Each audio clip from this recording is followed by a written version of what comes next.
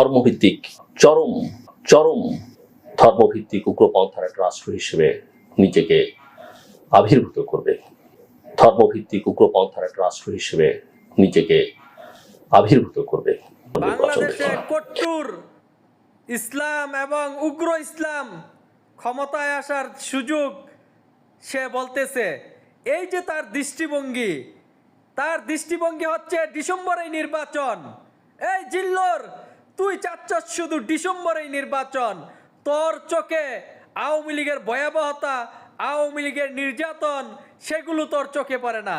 আওয়ামী লীগকে কিভাবে তুই প্রতিষ্ঠিত করবি, তোর স্বপ্ন হচ্ছে এটা।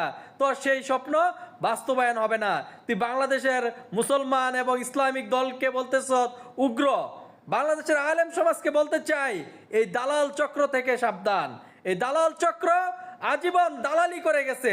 এই দালাল চক্রগুলো ওই বাংলাদেশের মুসলমান তারা রাষ্ট্র ক্ষমতায় আসুক, একটি সুন্দর বাংলাদেশ উপহার হোক, তারা চাইবে না। তারা চাইবে দুর্নীতি, অপসংস্কৃতি এবং মানকে প্রবাহিত করা হয়েছে। ডিসেম্বরেই নির্বাচনটা প্রয়োজন ছিল, তারেক রহমান পিছিয়ে গেছে। এই যে দালালের নেগেটিভ, হুঁশিয়ার সাবধান করে দিতে চাই।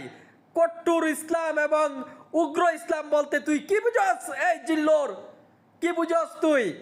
তুই বাংলাদেশের 90% মুসলমানকে অবজ্ঞা করে চলতে পারবি? এই হাসিনা চেয়েছিল না আজীবন ক্ষমতা থাকার জন্য? হাসিনা তোদের ভালো ছিল, হ্যাঁ?